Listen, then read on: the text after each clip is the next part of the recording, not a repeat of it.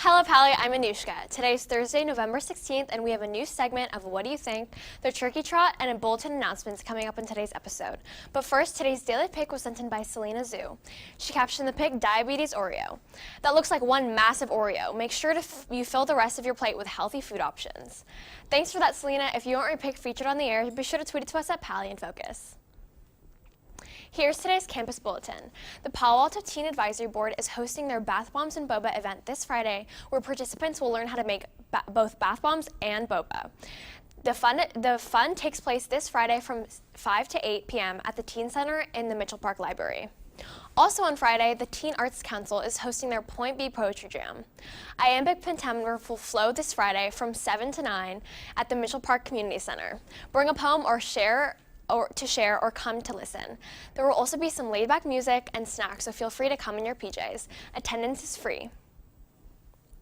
This Friday, November 17th, is Pally's annual Turkey Feast. The feast is put on by the PTSA and is Pally tradition. Students can dine on a traditional turkey feast by donating 3 cans of food plus $2 or $5 in cash.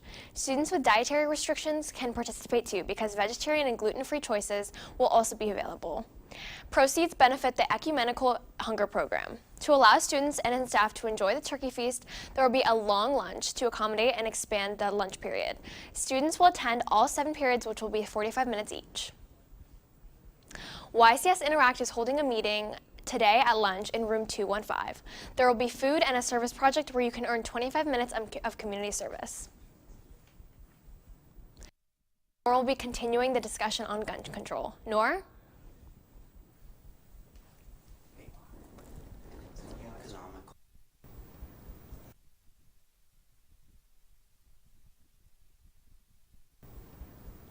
Thanks. Yesterday, we introduced this month's topic regarding gun control, met our guests, and had a brief discussion. Today, we will actually get into the nitty-gritty with a few questions. So let's look at another country, for example. According to Business Insider, Japan has more than 127 million people, but they rarely see more than 10 gun deaths a year. And Japan also has more tests and applications and a higher process and more processes that people have to go through to get a gun. So in comparison to the USA, do you think that if the US had similar processes that it would be better in reducing gun violence? Who'd like to start that? The mass shootings never exceed 18 mass shooters.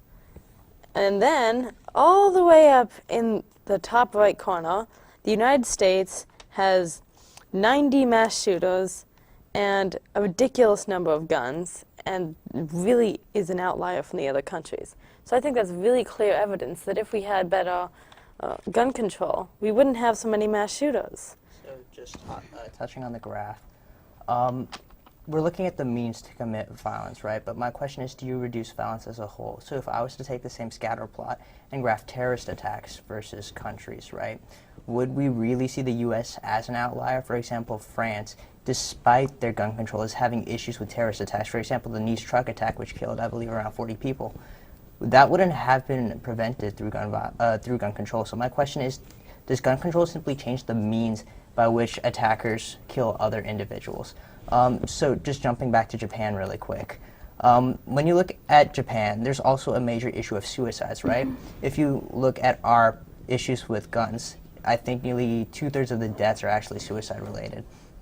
So taking that into consideration, you're simply pointing out 2 factors and without showing any sort of connection. So if I was to do the same thing with suicide, then I could say that if we were to take Japan's gun legislation and implement it in the U.S., we're going to see an increase in suicides to something similar in Japan. Mm-hmm. Good questions, good points to bring up. Any more opinions?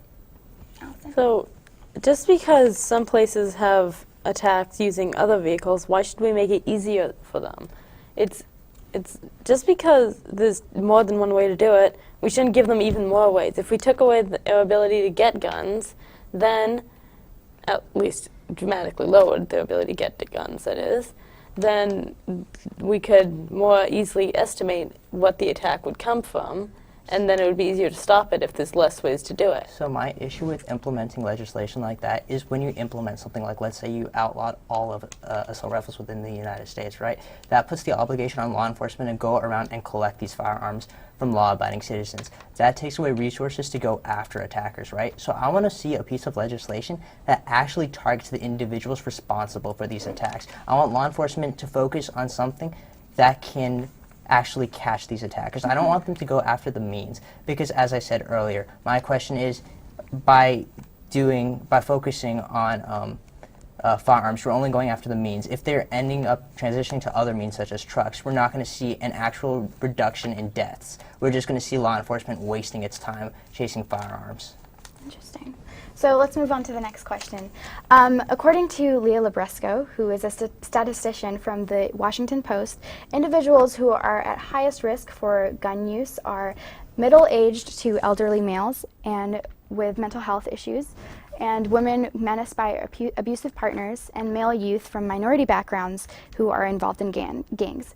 Do you think that gun control is the best way to resolve these issues, their ability to get guns, or do you think that another means or other regulations should be taken to reduce these the accessibility to these people? So I think this is another issue of simply going after the means to commit violence or the means to commit suicide. Right. I think our policies would be more effective if they actually went after the factors that are causing people to act so violently or causing people to commit suicide. Mm-hmm. Any ideas from the side? Yeah.